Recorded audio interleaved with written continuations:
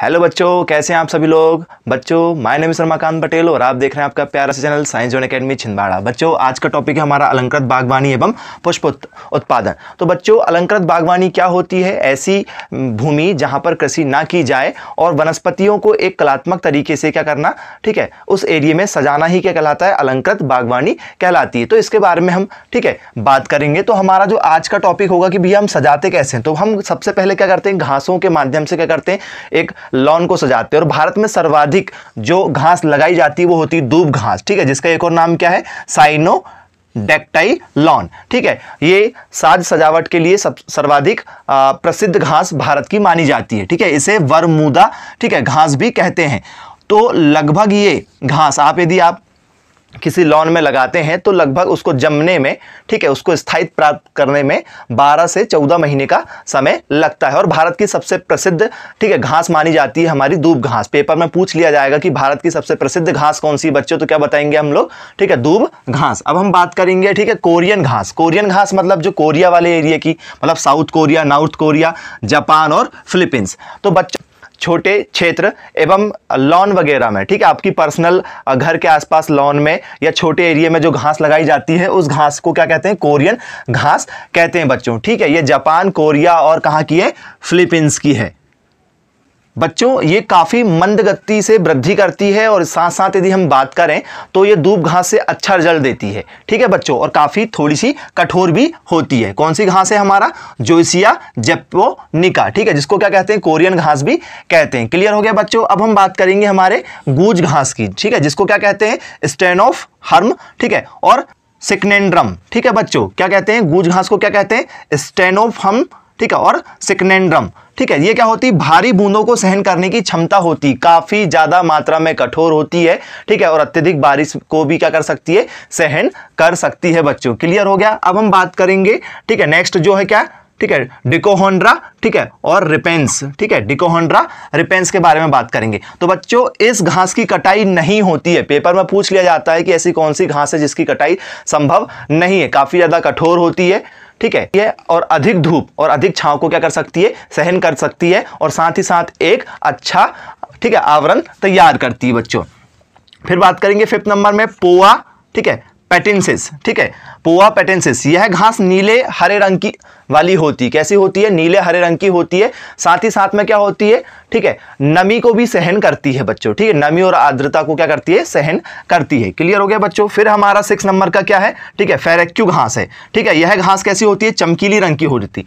फेरेक्यू घास कैसी होती है बच्चों? चमकीले रंग की होती है, ठीक है। और जो पोआ घास होती है वो कैसी होती है? नीले हरे रंग की होती है। दोनों से क्वेश्चन बनते हैं बच्चों। क्लियर हो गया। ये कैसी होती है? हमारी चमकीली रंग की। कौन सी घास? फेरेक्यू घास होती कैसे? चमकीली रंग की होती है। तो बच्चों, इसको अधिक पानी और कटाई की आवश्यकता पड़ती है। फेरेक्यू घास को क्या होता है? अधिक पानी की आवश्यकता होती है और, ठीक है, कटाई की भी आवश्यकता बार बार पड़ती है, ठीक है। अब हम बात करेंगे कि आपको घास लगाना है तो भूमि की तैयारी कैसे करना पड़ेगा। तो घास यदि लगाना तो मई और जून के समय में आपको क्या करना पड़ेगा? ठीक है, मिट्टी को क्या करना पड़ेगा? आपको गड्ढा करके उसको, ठीक है, उसमें खाद उर्वरक वगैरह जो भी आपको डालना है तो उसको क्या करेंगे आप, ठीक है, जैसे किसान खेतों की तैयारी करता है, जोत कर, हल चलाकर, ठीक है, और खाद डालकर, वैसे ही आपको क्या करना पड़ेगा? एक, ठीक है, उचित तरीके से भूमि को बनाना पड़ेगा और समांतर एक रूप प्रदान करना पड़ेगा, भूमि को समतल रूप प्रदान करना पड़ेगा, ठीक है। और कितने सेंटीमीटर से? ठीक है, लगभग 45 से 60 सेंटीमीटर, ठीक है, भूमि को क्या करना पड़ेगा? आपको समतल करना पड़ेगा बच्चों, ठीक है।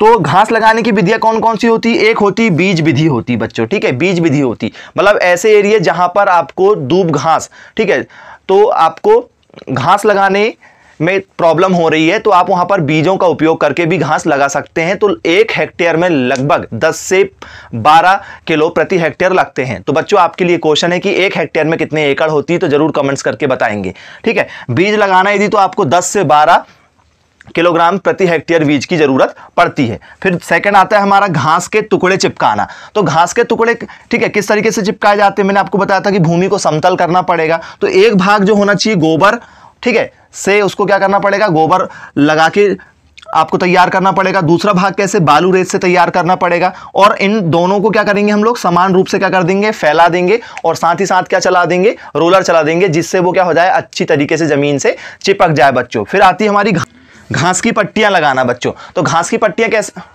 कैसे लगाना है बच्चों, ये लॉन निर्माण में काफ़ी ज़्यादा महत्वपूर्ण होती है। गर्म एरिया जहाँ पर लॉन है तो वहाँ पर लगाए जाने वाली, ठीक है, समांतर रूप से घास की पट्टियाँ क्या होती है, ठीक है, गर्म क्षेत्रों में लगाई जाती हैं। क्लियर हो गया। फिर हमारा नेक्स्ट डी नंबर का क्या, घास को सुराखों में लगाना। तो बच्चों घास को सुराखों में कैसे लगाएंगे हम लोग, तो क्या करेंगे, पकी एवं छोटी शाखाएं लेंगे। पकी होना चाहिए शाखाएं और साथ में क्या होना चाहिए, छोटी शाखाएं होना चाहिए, जिसको लेकर क्या करेंगे हम सुराख बना के या होल बना के क्या करेंगे, ठीक है, भूमि में लगाएंगे। ठीक है, जिस लॉन में लगाना है या जिस आप जगह में लगाना है, ठीक है, उसकी लंबाई होना चाहिए 4 से 5 सेंटीमीटर के बीच में, या 5 से 6 सेंटीमीटर भी हो सकती है। क्लियर हो गया बच्चों।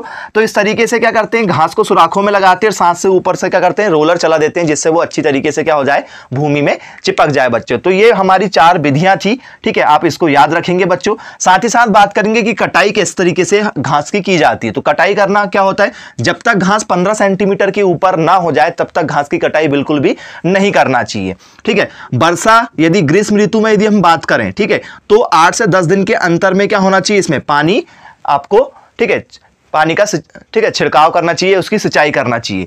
लगभग यदि आपको कटाई करना है, ठीक है, तो 4 से 5 सेंटीमीटर ऊंचाई के बाद ही आप क्या करें, कटाई उसकी स्टार्ट करें। ठीक है, इससे छोटी वाली घास की कटाई आप बिल्कुल भी ना करें। सिंचाई यदि आपको गर्मी में करना है तो हर 4 से 5 दिन के अंदर क्या करें, आप सिंचाई कर सकते हैं। और यदि आपको शरद ऋतु में सिंचाई करना है तो लगभग 15 से 20 दिन के बाद आप क्या कर सकते हैं, सिंचाई कर सकते हैं बच्चों। तो इस तरीके से यह हमारा आज का टॉपिक था। आई होप आपको अलंकृत बागवानी का ये टॉपिक अच्छा लगा होगा। इसके बाकी के टॉपिक को लेकर नेक्स्ट वीडियो में हम जल्द से जल्द मिलेंगे। तब तक के लिए thank you for watching this video. Have a nice day.